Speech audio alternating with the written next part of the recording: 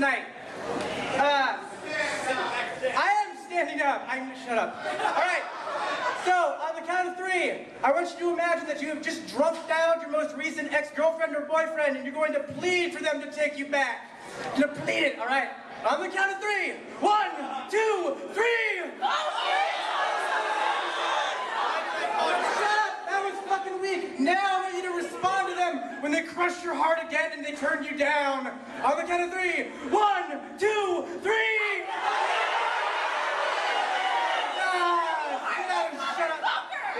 That was directed at me. Now sit down.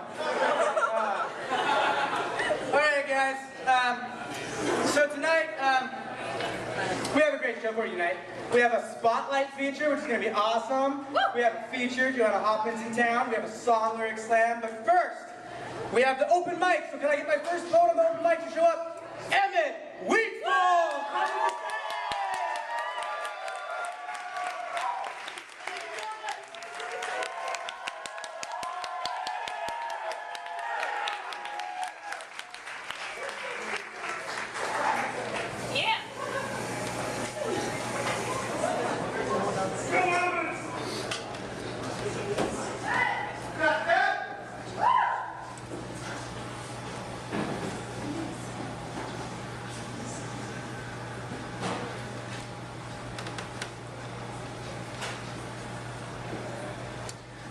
I have never kissed a man. Damn shame. With my mouth on his mouth, commingled my breath with his, teased his tongue with mine. Romantic as that may sound, it is not so for me. It does mean something to him. It is not so for me. I am heterosexual. He is homosexual. He has not kissed a woman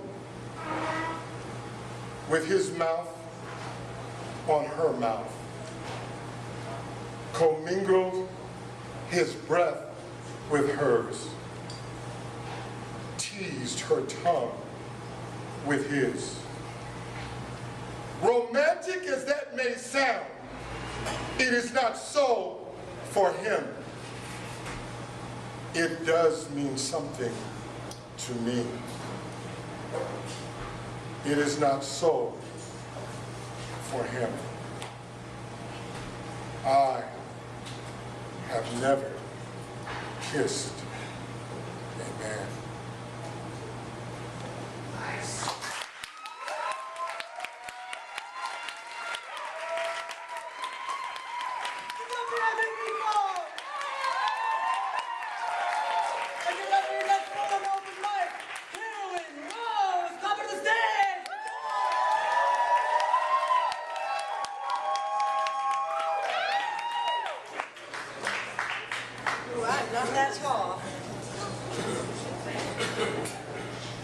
This is called Don't Call Me Baby, and I hope all of you are having that 90s song in your head right now. Okay. No, is anyone with me on this? After I have only just rebuilt this lung box shelter, don't you dare think I would even let you start to slip through secret cracks in other of your crumpled prayers.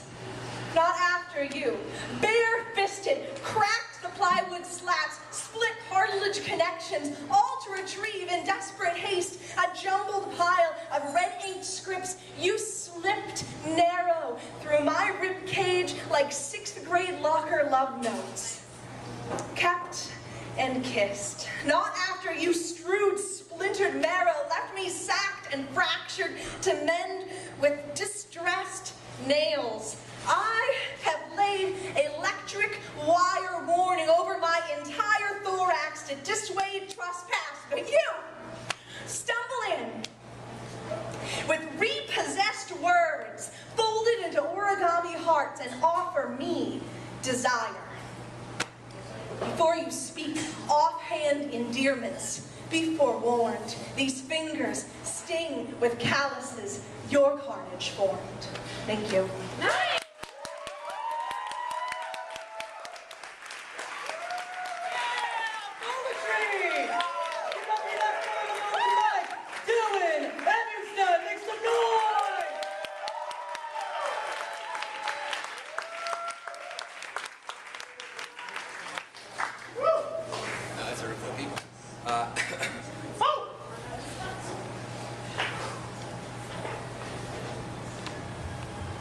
I can't shake the feeling that I need to grow a pair of ovaries or balls or whichever other organ substitutes for courage, because I don't have the confidence to air to a room full of strangers which of my dead relatives touched me as a child or which dead presidents' portraits I've accepted to touch other people. How I'll never understand what it's like to feel helpless in the hands of a man who wants to take something personal from me in spite of the fact the misaligned bones in my body left by men twice my size in fights that I neither finished nor started. I'm sick of feeling like the only way to get people to take me seriously is to throw these silver cylinders down on paper and then in their faces like fact-based flashbang grenades with 4 a.m. timing to catch them sleeping. Listening to oratories out of my own mouth choke out a room sure as tear gas, but with greater levity and unintuitive verb choice is a blistering agent. I'm 30 seconds white. I've never been female nor dated a man since I can recall, and my parents never struggled to buy me a plastic slide or a video game for Christmas, so I don't really have any right to complain, and in fact what I thought was tear gas was most likely just a canister of Old Spice with the button taped down spinning under my IKEA dining room table. That said, all the butane in that shit will blow the roof off if you leave the pilot light lit. Yeah, they think I'm pretty dangerous up at the private Christian school. But God help me, I'm trying to learn how to not throw the past in people's faces for adoration, intimidation, anticipated infatuation, or cool points. I'm trying to learn how to take as much care with the words I say to the person in the next seat or in bed next to me, or in the mirror when we're alone, as I do when I'm on the porch at the party or on stage. Maybe these things come with getting older. At least the distance to stop seeing the imagined looks of coward or traitor in a stranger's eyes when I try to lean on the railing between "you're not alone" and "I'll show you mine if you show me yours." The distance to see the difference between a backdraft, a fire igniting a room full of hot air, and the rush of flames through the kindling as our campfire finally takes that it is but a small ocean makes no difference if you're drowning in it. With spots in my vision one way or the other, it's hard to see if what she just told me is the truth, or if, like me, she's just covering up her insecurities with honesty.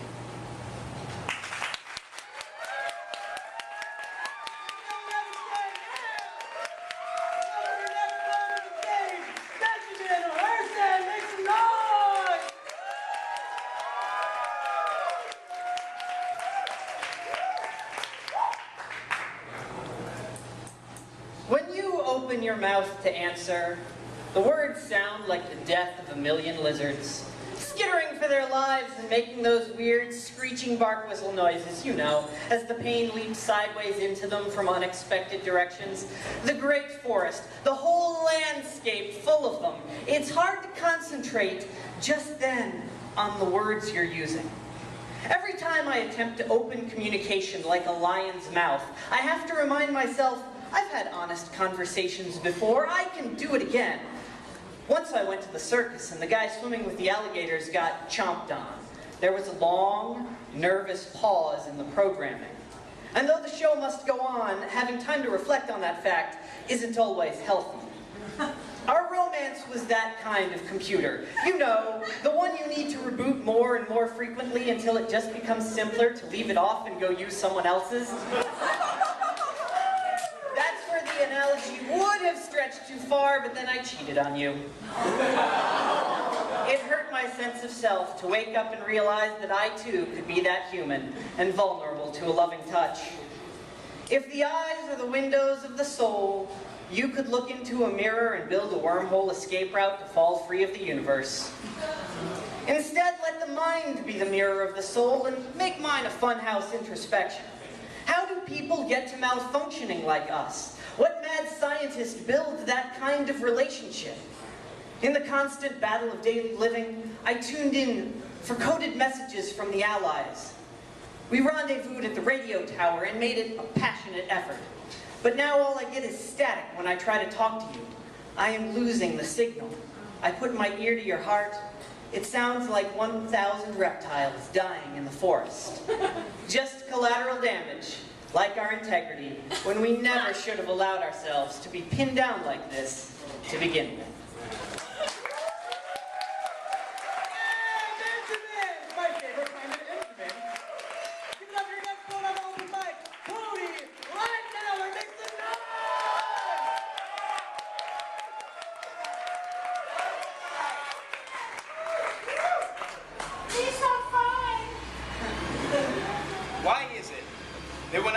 Someone, I fall too hard, too fast. Maybe, just maybe, I have a heavy heart. Maybe all it wants is somewhere to rest, for someone to hold it, so for once, it knows it's safe. My heart is too much for me alone to bear. You see, my love life has been a sparse collection of mistakes, false dreams, and now one, now two, I'm not ready. My heart and I, we're new to this whole thing, and we don't know where to go. My heart is like a bright-eyed child. It doesn't know when to stop and take a breath. And I, like a good friend, follows right along. Falling for someone over the course of a few days is not what I would consider to be love. But my heart, he doesn't know the difference. There's nothing I can do when my heart thinks it's found the one. In fact, when it does, it's so... when it thinks it's found the one, it rises so high that I forget to prepare for the fall. And this is the part that hurts the worst, because that heart will slam down. I have a heavy heart. As much as I wish I could, I can't hold it up myself. I need help with this one, because I don't know how much longer I can hold it up here. I've learned in my short life to take as much as I can when that heart is high, because if life has taught me anything, it's that you can't count on the boy of your dreams to stay for long. My heart and I, we're dreamers, and we're going to keep dreaming like bright-eyed kids and hope that somewhere, somehow, between the tears and laughter, our dreams will become more than nightmares. I have a heavy heart. I can't do this for much longer. I want for at least once in my life to be able to give my heart to someone that knows how to take care of heavy hearts. Just once, before it learns never to try again, and I let it fall too far for anyone to ever find it.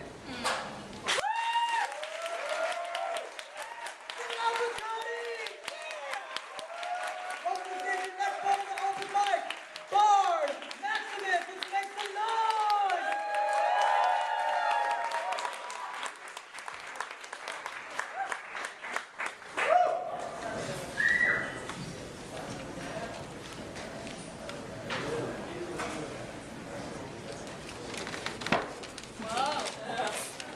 Then them, now us.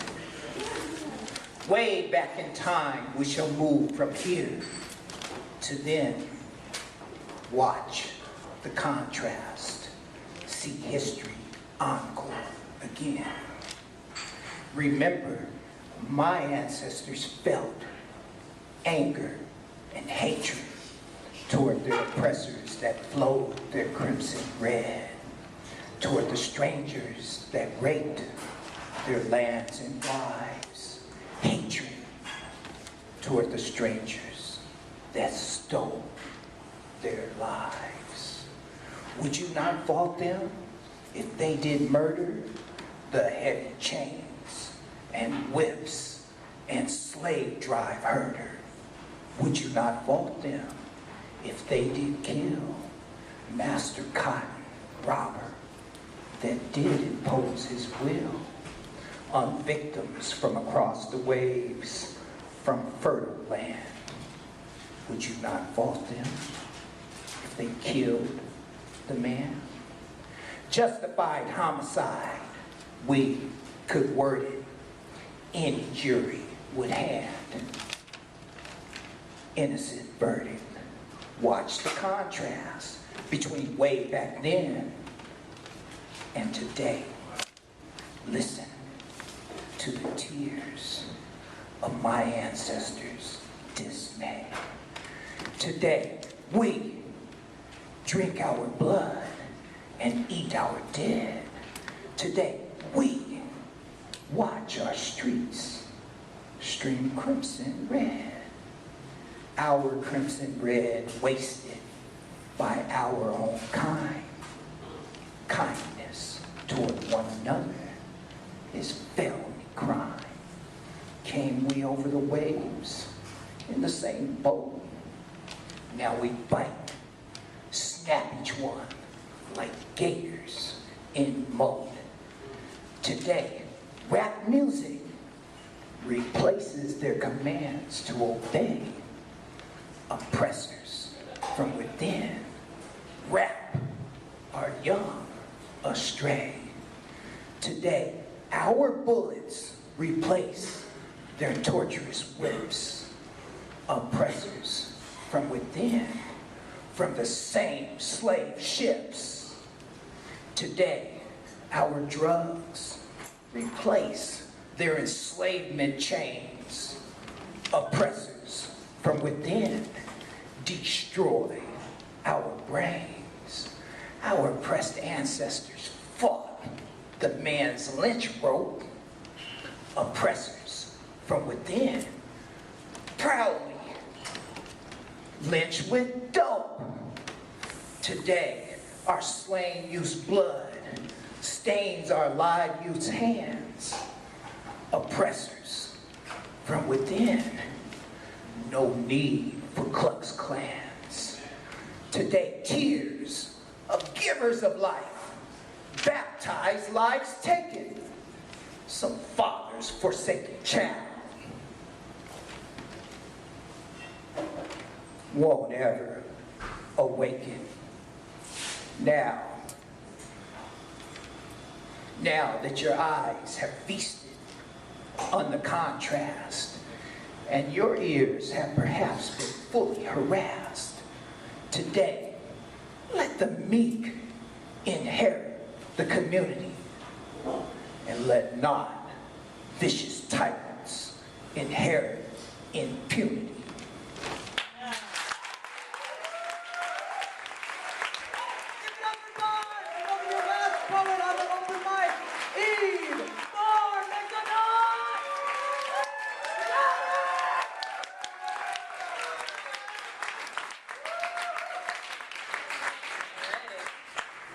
This poem begins with a quote from a band, kind of appropriate for tonight. It's by the band Tau and Mira. I use my body like a handshake. Count and see all the friends I've made. I am a woman. All curves and concaves, sorcery and seduction. This makes me a part of the Sisterhood. A bond transcendent across international lines and ages of history. We will paint each other with the crimson red war paint of our wombs. We will cradle one another as we rock back and forth to the lullaby of universal pain.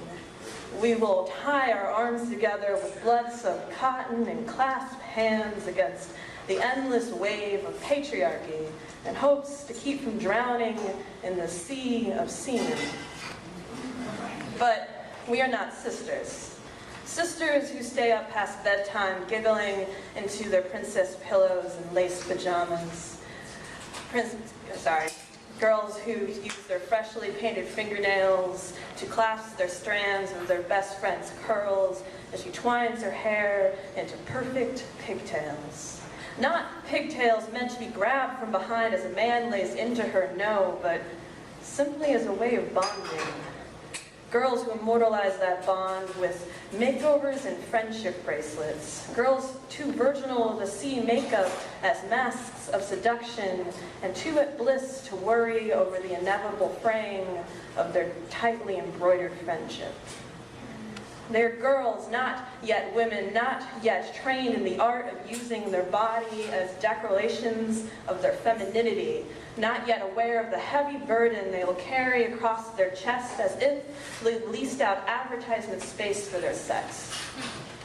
Puberty is a little growth of a girl into a woman, but I have to ask, Why must we lose our innocence in the process? Why is it to grow more wise we must become more worldly? Or simply, why are we all in such a hurry to grow up? I remember the days I was ashamed to admit I was a virgin, too hell-bent on proving myself the woman of the world, to appreciate the peace of a silent bed. Now I wear my sexual prowess like a badge of honor, as if I need it for proof of my membership to the Sisterhood. So it seems these days, in order to be considered a woman, you must prove that you're part of that sexuality. As if we're not born women from out our mother's vaginas until we let someone inside our own. This is why I sometimes feel an outcast of my own sex. I have a woman's body, but not the body of a woman. For that, I have to take charge of my sexuality. A seductress is only as successful as the power she wields, and so I breathe in the dogma of my sisterhood. I must take control of my body before a man can. But really what I'm whispering to myself every night is that a man likes a girl who takes action. So while my fellow sisters applaud me and lift me up as proof of the power of sisterhood, I'm really just a trophy for winning male approval. And all I ever wanted to do was braid each other's hair. Give it up for you, Thorne, everybody! Hooray! Poetry! All right. Fucking calm down. Okay, here. We have a special spotlight feature tonight, which is awesome. I have a little bio. Mr. Joel Mccaro comes all the way from Australia, Wyoming. That's a city. Fuck you. He's the founder of the Center for Poetics and Justice, a community arts organization in Melbourne, Australia. He has red hair, and he likes this fact. So welcome to the stage, Mr. Joel Mccaro!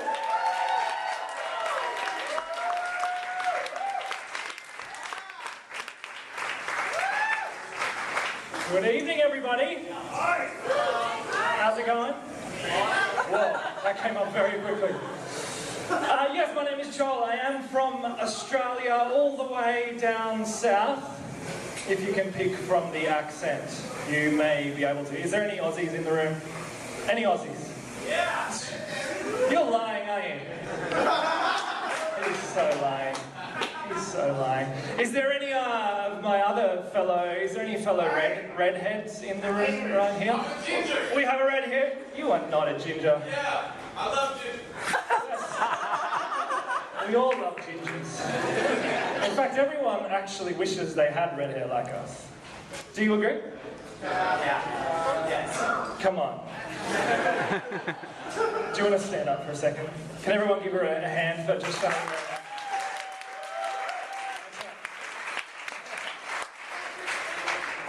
The reality is that you do wish you had red hair like us. It is true.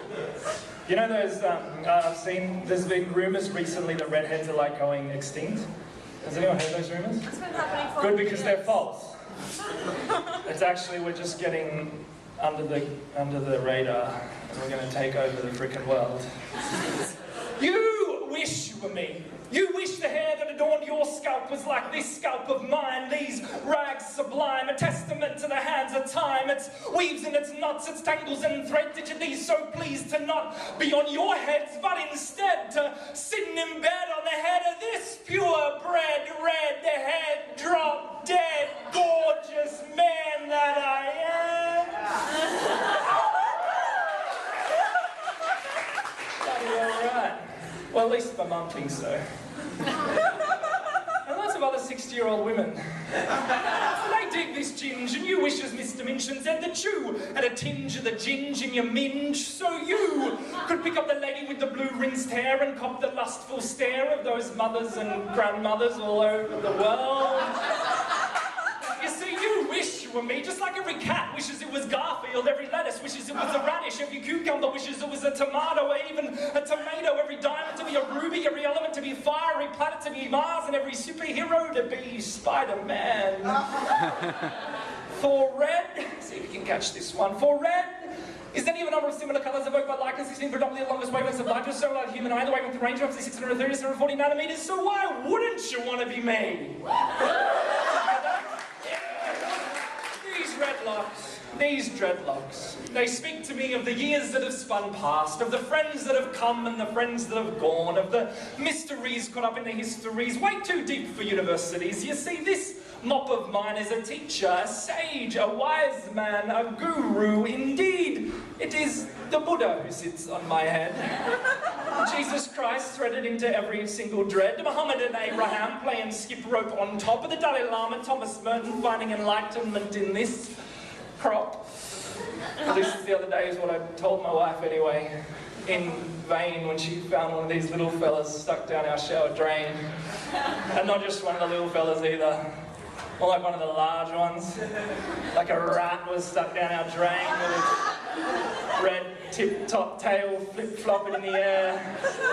True story. And my wife, she told me in anger, she told me in fear, if the Buddha sits on top of your head, my dear, if Jesus can be found where no shampoo ever goes, if Muhammad is playing with a Jew on top, if the coexistent place to be lies there above your ears, then you better be fixing up those dreads, my dears, for if I was the Pope, you would never hope of me climbing that slope until you grab some soap and have a good grope.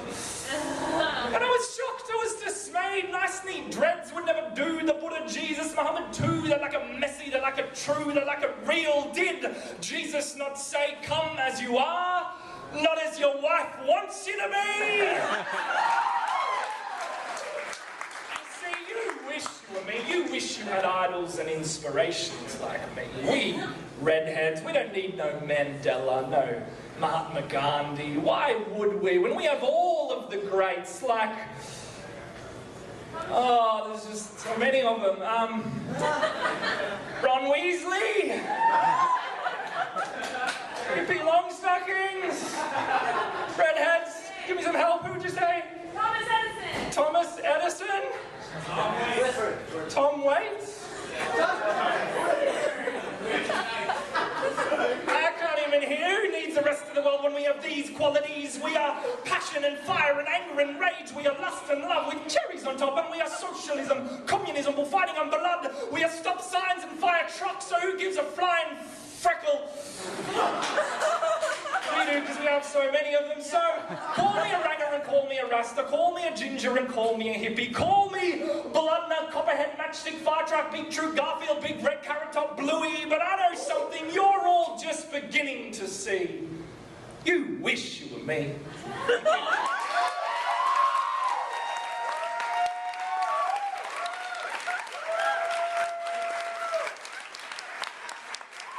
Thank you guys. So it is wonderful to be here in Portland with you. I've been touring around the US and Canada over the last 3 months.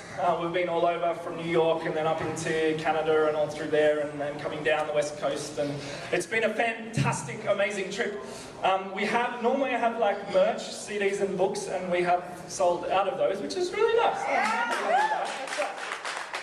If you like my stuff, you can go to joelmccaro.com, JOELMCKERROW.com. You probably didn't get that. Joel Mccaro. Okay. I'm just going to do one more poem for you. I'm from an organisation in Australia. I founded an organisation called the Centre for Poetics and Justice, which is a crew of us, poets in Melbourne, performance poets who go into schools and Indigenous communities and refugee communities and detention centres and lots of other places, doing workshops and performances, showing young people that they have a voice and they have a story and their story counts and their story matters. As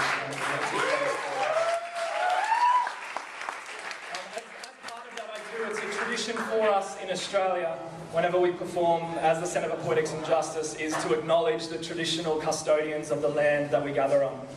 In other words, Australia, as well as America, is a colonised nation. And so before we as white people were here, before we were here there in Australia, before you guys were here, there was a people group that were connected to this land, telling the stories we come and tell stories tonight. They've been telling stories for a lot longer than we were here. And so I want to acknowledge them and pay respects to their elders, both past and present. Yeah. poem for you guys. Come and have a chat afterwards if you like. This poem I wrote for my students. I've been a professor for many years, and then in starting Centre for Poetics and Justice, working with young people is seeing them become bigger is amazing.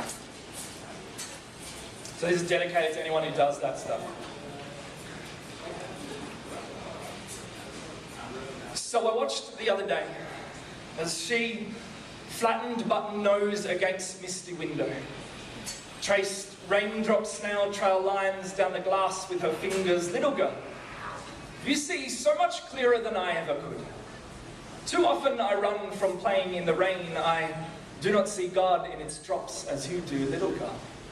Too often I run, too often I miss God in misty windows. I do not sense the ever-present sacred, pull back layers of the mundane, glimpse infinity, mind too busy, scattered rush of too many thoughts and too many phone calls and too many responsibilities. Little girl, would you teach me of that secret story woven in and through the fabric of simplicity? For heavy are these eyelids that hold the world in their flutter. Little boy I watched the other day as he, bold adventurer, secret marauder, treasure-seeking explorer, skimming stones in the river, jump high from boulder to boulder like feet were meant to walk on the edges. Little boy, my feet seem too stuck to pavements these days, shoelaces tied with too much conviction. I have left sand castles for houses of brick and mortar, and still I am scared, so would you teach me just how light the earth may be beneath our feet? Teach us. There is a bonfire that waits for us on a cold winter's night. So let us come, take our place by the firelight. On the upturned logs around us sits the Christ and Mother Earth and Brother Sun and Sister Moon and the elders of your ancestors. So sit around the embers with these elders and talk the wisdom that hangs in the air between us. But know that when they choose to throw you in those flames, it is not to burn you alive. Rather, they have seen past skin to see the steel that lies within, that wolverine metal that frames your bones. So let their words be the breath that fills the bellows that blazes all around, till this furnace burns hot enough that the blacksmith may strike blow upon red-hot flesh, until the shape that emerges is not a sword to fight the world with. The sword is a plough, and your shield is a shovel. So step up to that front line of battle, these heroes all around, and there, dig a hole, and plant a tree, and water its seed till you sit in its shade, pluck its fruit, invite the world to eat a meal, to wash their feet, to greet their sons, to love their mothers, to hold their chins high, to look you in the eye, to know their names, to break the chains, to begin again, to raise the anchor, sail the seas, bang the drum, split the rock, chop the wood, carry the water, build a house from your life, not to live in, not of brick and mortar, of buildings and bedrooms. Build a cubby house in a tree, in the forest. Make sure it's enchanted. Call it a castle. Drink tea with the pixies there. Play chess with the gnomes. Pick berries from the bushes nearby and eat a royal feast with your queen. Never think you are too old to play pretend. To imagine away a busy day full of problems. This world will still be there in the morning, but the fairies would have left at dawn. So never let your eyes become over-familiarized. Stay wide-eyed and wide open to a world that is always speaking, and let that breeze blow through you as leaves clap hands to applaud the wind, and so the trees awake from their slumber, so you too slumber no more. I have heard your roar. It shook this cubby house and broke the damn floor. It sounds like the echo of a lion. It sounds like you should be proud. So never back down from the line that runs between things. The black and white world was not made for you. Labels are lazy, so do not use them. Boxes are easy to make to put people in, but they are so much harder to escape. So remember, a box was cardboard once. And that cardboard was a tree. And that tree would hide itself in shame if it knew what it had become. So honor the tree. Do not make a box from its skin, like a pen from its flesh. And so begin to write a new world and look around you. There are pens in the palms of every passerby. And if they are not in their palms, then they're in breast pockets close to heart spaces. And if they are not by their chest, then dive into side pockets, pull these pens from dark places, blow the dust from its tip, and you offer to be the first paper that they write upon. Let them ink their words upon your forearms, that when you raise them in anger, you'll remember who it is that you are. So open your hands again, and when you raise them to your God, you remember why it is that you worship in the first place. So never look past the person. Look inside. You'll find yourself there. If I have seen you become anything, it is a giant too large for your skin. So let us all shed off our layers of skin. And in the morning, we'll begin once again. Thank you.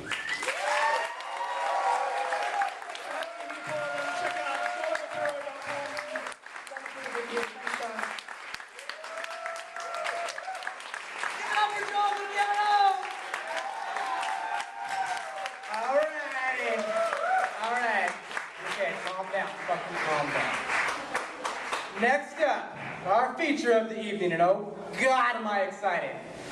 Joanna Hoffman comes all the way from New York. She went to the School of Awesome and got her bachelor's in badassery. Truthfully guys, I saw her at WALP's on final stage in Denver this year, and I had to stay in Denver for a week due to the multiple aneurysms I had from her poetry. It's so fucking good. So can we give a big, loud, warm Portland welcome for your feature of the evening, Joanna Hoffman, make some noise!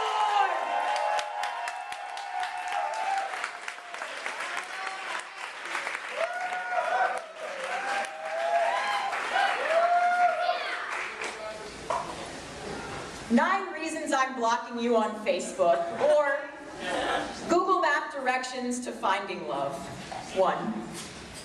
You are hotter than Olivia Wilde chewing a habanero and wearing a Snuggie on a rush hour train in July. You made my teeth sweat. 2. I am not subtle. I told you you were beautiful the first night we hung out. You just smiled as if you hear this all the time. It felt like throwing a thimble of rain into a waterfall. 3. There is no orgasm that does not fly your face like a banner over whatever parade I thought would be loud enough to drown in. 4. The recently posted photo of you holding hands with some not me motherfucker feels like the slow unfurl of a scorpion tail in my bedroom slippers. 5. I have a fetish for slammed doors and silent phones. For the sweet sting of your breath as you say, I can't do this anymore.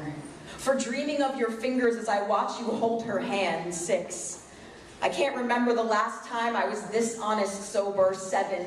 I don't know if anyone will ever love me the way my father loves my mother. 8.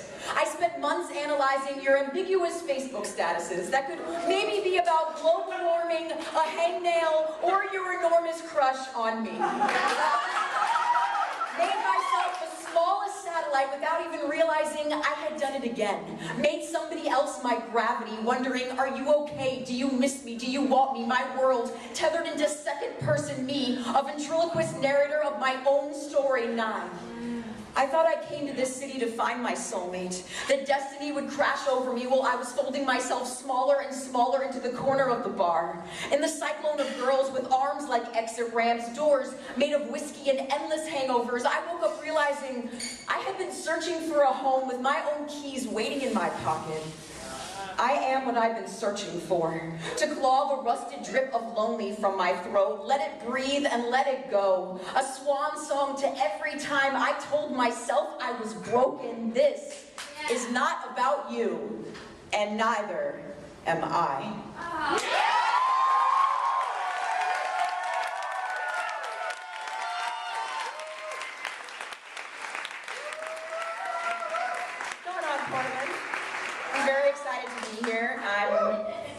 living in Brooklyn, New York, and it's my first time.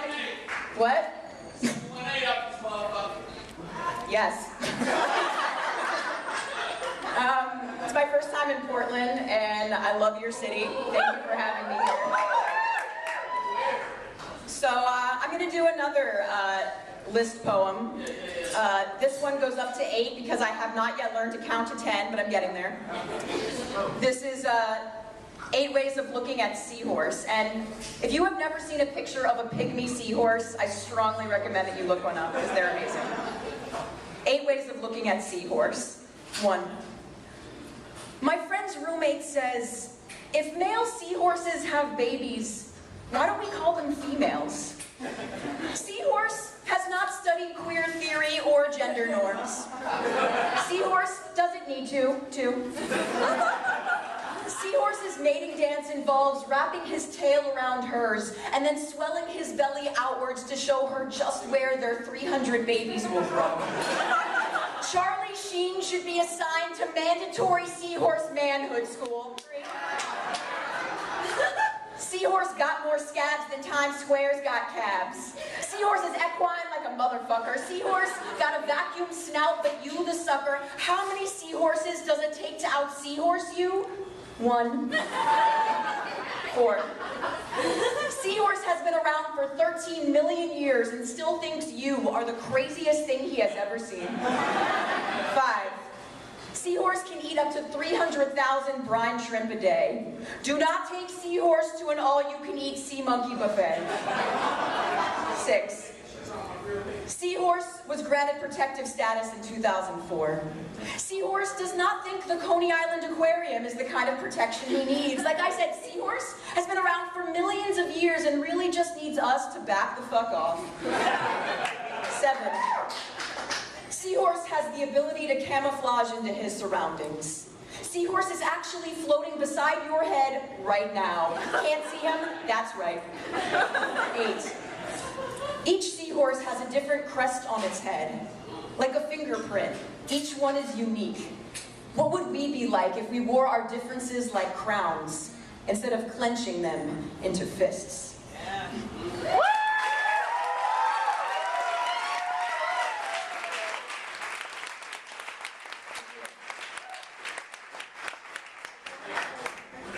So this is a newish poem inspired by the recent headline, President Obama's views on same-sex marriage evolving.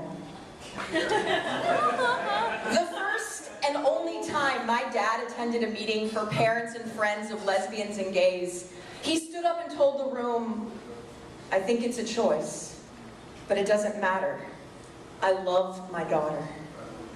The other parents hissed and spat like hot oil, and my dad just leaned back in his chair, folding his arms and closing his eyes. When my mom told me, she said, Joanna, don't get mad. He's evolving.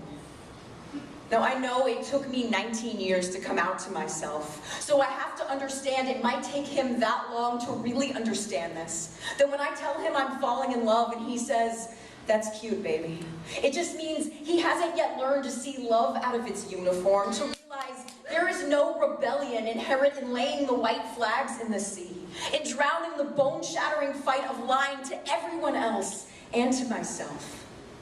Evolution is a word for optimists. On Thanksgiving, my dad tells me he doesn't believe in gay marriage, as if it were unicorn marriage, or Loch Ness monster marriage, or God marriage for atheists, anything with an existence of the debate. When I say, Dad, I just would really like to know that you'll be at my wedding one day. I don't mean my gay wedding or my Jewish wedding, though it will be both of these things. Like, it will also be a poet wedding, and a brown-eyed wedding, and a right-handed wedding. But evolution means things might get better if you wait long enough. If you learn to bury your head in the sand and wait for the hourglasses to invert dusty basement floors to bright ceilings. Obama, all of the patient gays are so thrilled that you've evolved. But I am not a patient anything. I shouldn't have to wait to be told I'm a citizen like everyone else, or for my humanity to be acknowledged. And it's great to have a president that supports same-sex marriage, but I'm saving the glitter and the unicorns for the day my father is able to say the words Joanna's wife without flinching. Maybe it's not fair, Obama, that I already forgive his hesitation, but I resent yours. Maybe it's because I recognize that your evolution is a privilege, a convenient epiphany, a truth you've known all along, but were too scared to admit to until now. Evolution is only measurable when someone moves from one place to another, when the man I spent 8 years of my life hiding myself from walks across the living room to hug my girlfriend, to say, "Welcome to the family," before I can even say, "This is my dad."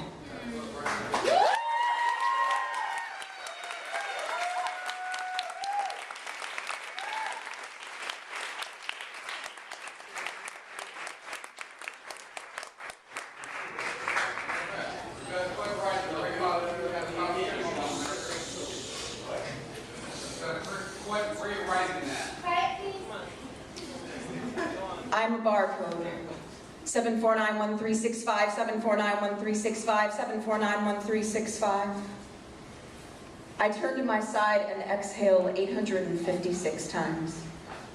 I've calculated the exact amount of breaths it takes for the screaming sepia to drip from my skull, leaving only the soft hum of the AC and the epileptic rattling of my shaken brain. Good morning, Mrs. Goldman, 7491365. I know they mean well, here in this home for the aged, but they will never understand. I have no language now. Each word comes out ink-blotted, a Charlie Brown wail. Miss Goldman, are you all right? 7491365. Before the war, I was Sarah Goldman. Danced to jazz in my sister's basement. Fell in love with the curve of my husband's neck, just like anybody else. When the Nazis came to take him away, I used words like miserable, starving, said that my world had ended, and when they came to take me, all I could do was insert my fist into my mouth as they loaded us onto the train car, my pathetic skin flashing frantic SOSs to the barren soil as we passed. Here is your number, 7491365, 7491365. When you die, that's all that will be left behind. Your hair, bagged and sold for $6.99. Your skin, stretched into a lampshade for $10.99. Your fillings melted down. Your organs given to the soldiers. Your body, a medical experiment for doctors wanting to quantify pain. Tell me what I'm worth, 7491365. Tell me who I am, 7491365. Where is my sister? Where is my mother? Where am I? Where? When the Russians came to liberate the camp, I cried, and not out of joy. How do you go back to a world you've lost the map to? How do you explain to an employer the gaps in your resume from 1938 to 1945? How do you ever ride a train again when each car carries 1,000 Sarah Goldmans on their way to be burnt in an oven or gassed in the shower? I am not Sarah Goldman, 7491365. Tell me what's real and tell me what's over. Tell me what's history and what keeps me, 7491365. This morning, the nurse said to me, "Mrs. Goldman, you must have been so smart to have gotten out of there alive." I had no words to tell her. There is no smart here. Survival is not a skill. It is a lottery. And what makes you think I did? What makes you think I did?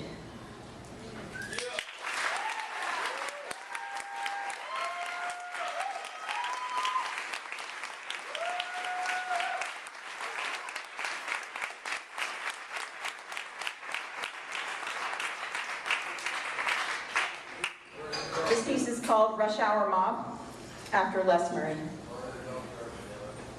All me pour into the yawning metal mouth of the Brooklyn-bound D train. The shrill hawk shriek of the gears is a dinner bell we all lean to, sighing soldiers. All me swing eyes to the one empty seat. Green dress and swollen belly knee slide in while the rest of me balance on the back of the whale, waving cell phones as if to conduct gravity. All me sway, undulating flock, a chorus of downturned glances. Untouchable me enters the train car. "Excuse me, ladies and gentlemen, I am homeless and have 2 small children. Please help." The smell of urine bends the air around me. Me backs away. Me shuffles forward. The gray in me strangles the prism. Teenage dreadlocked me pulls out crumpled dollar bill. Ghost me says, bless you. There is a low shame tugging at the seams of our shirts. One of us almost wants to cry, but doesn't. The train burst into open air like the secrets whiskey-lathered me ladled out onto tablecloth the night before. All me stares at my phone. The vibration means someone not me cares. All me spill on the pavement and splatter home. All me heat up the leftovers, feed the cat. All of me lays in bed, chanting the mantra of your kiss until I fall asleep. The tangled constellation of me, my spine, my very own star.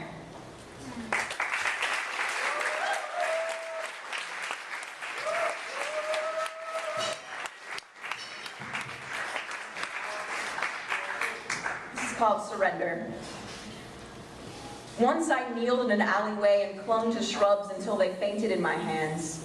My throat was an escalator of snake venom, a vodka curtain snapping wet fingers against the asphalt sky, the tornado in my gut motoring on and on and on. Inside the bar, the girls shrieked and licked salt from their palms. I couldn't grab hold of the wheel of their laughter. I wore a dress of pennies. I thought of pictures in the zoo of dead seals with their guts slit open, coins spilling everywhere. I grabbed the phone and slung my voice on the wire. My friend came running through the ceiling. Why would you do this, she asked. I'm sorry, I told her. I'm sorry, I'm sorry. I shivered on the floor all night as the wires unsnapped one by one. This was my second brush with death in 3 years. I never told my parents about this one. After the first, I called them from the ER to tell them about the scorpion, the blood on my shoes, and the $2,000 helicopter ride to the hospital.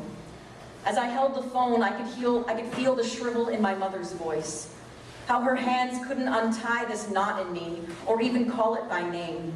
All she could do is say, please take care of yourself, and hang the white flag of her sigh from the highest tree in the yard.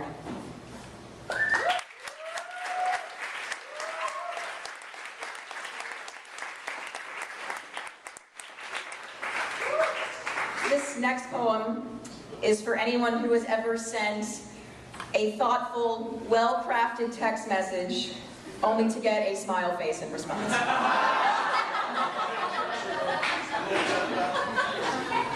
Emoticon English Dictionary.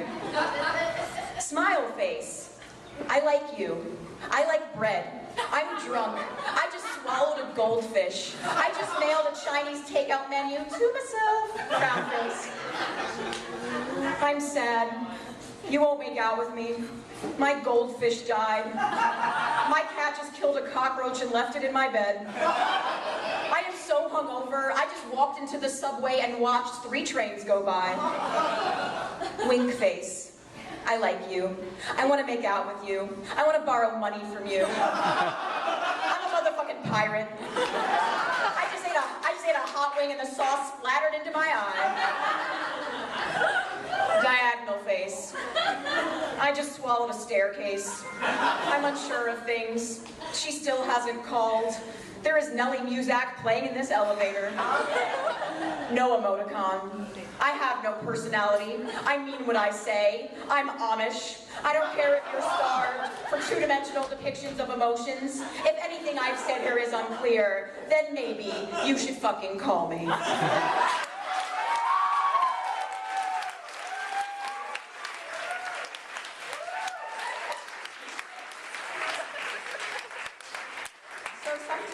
I write raps about Jewish holidays, and when I perform them, I use the name DJ Gefilta.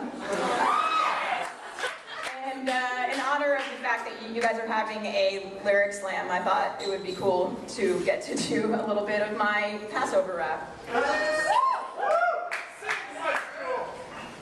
With all this drum in the Middle East, it's kind of hard being a Jew baking bread with yeast, but I, somehow, some way, Strap that dough on my back, eating matzah every day. May I kick the pharaoh in the balls and drop some locusts, make them fall, y'all. 1450 BC and the Jews still jumping because Yahweh say so. I got Moses in the ocean, God pardon that sea, still saving some miracles for Judah Maccabee, you'll see. So what you want to do? I got a pocket full of matzah and my minion do too. So we gonna roll in Canaan, Jews up, pharaohs down. Y'all hear what I'm saying? Rolling across the sea, spinning dreidels, sipping on Manischewitz, laid back with my mind on my Torah and my Torah on my mind.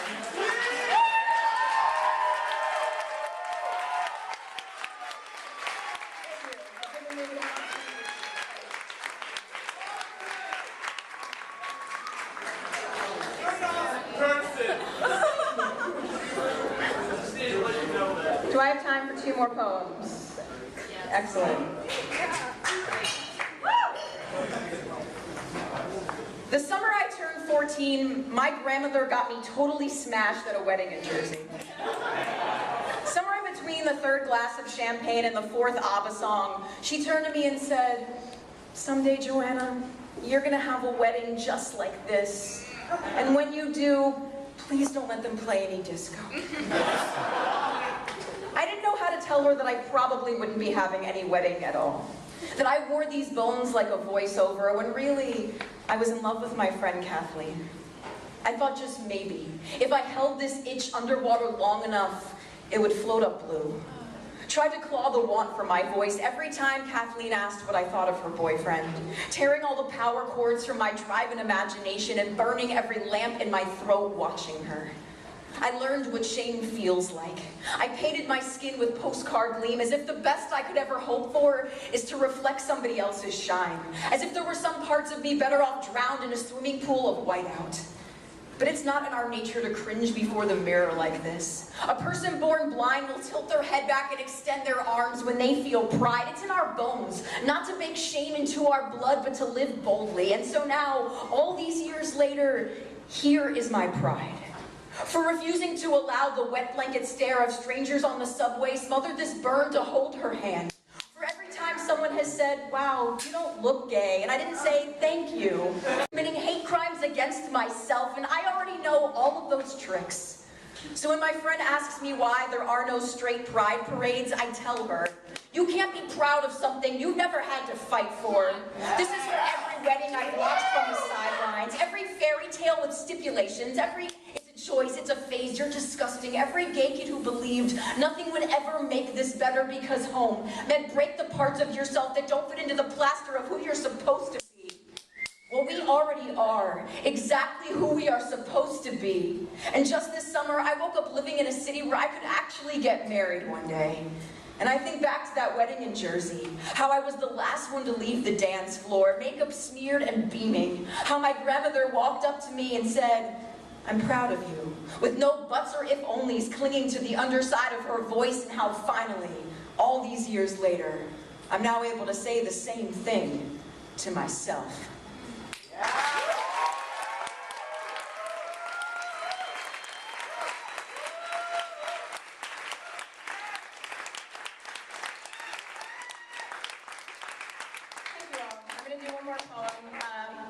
Chapbook for $7 if anyone is interested. Come see me. Or if you would like to come say hi or give me a high five, I would love those things also. Maybe you guys can help me decide this. Would you rather hear a poem about love or a poem about intolerance?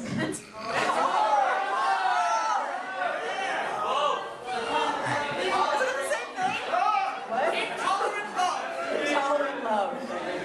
I don't understand what you're telling me. Don't listen to the audience.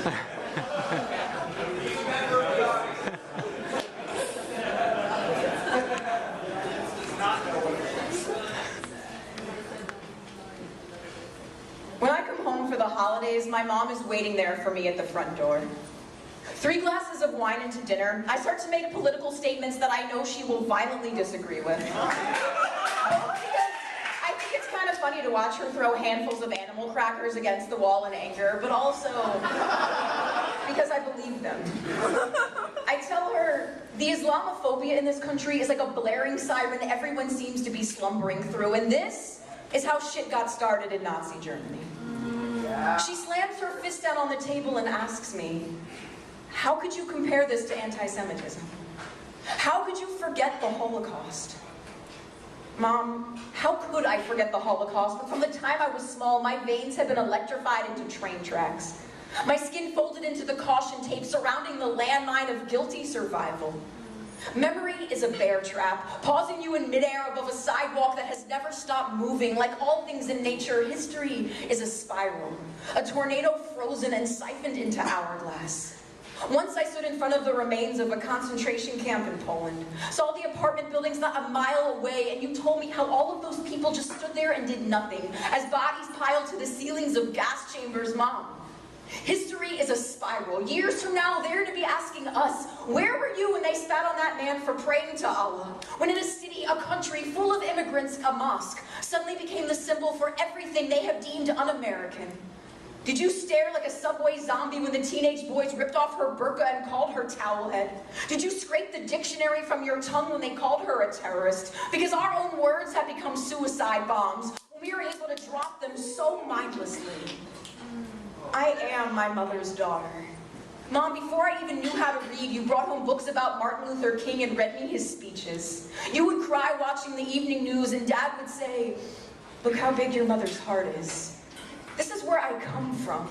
When I come home, either as a jet-lagged American drunk on the luxury of leaving things behind, or a girl walking up the driveway of her mother's house on Thanksgiving, I know I'm the ambassador for those waiting on the other side of the door for me, whether we like it or not. And the cards I could hold here, Jew, woman, American, crumble under the weight of these simple truths. History is a spiral. I am made of helixes. I am made of spirals. I am wind, plugged into a hurricane that hasn't arrived just yet, but smells so familiar. Mom, you taught me to be a prism reflecting other people's heartache, so what exactly did you expect me to become? You can't stitch values into me and then complain about how the pattern turned out. To my country and my mother, when I come home with this tangle of mirrors underneath my skin that reflects the faces of those you have deemed your enemy, please know, I am your daughter. I am all America. I am everything that you have made me to be. Yeah.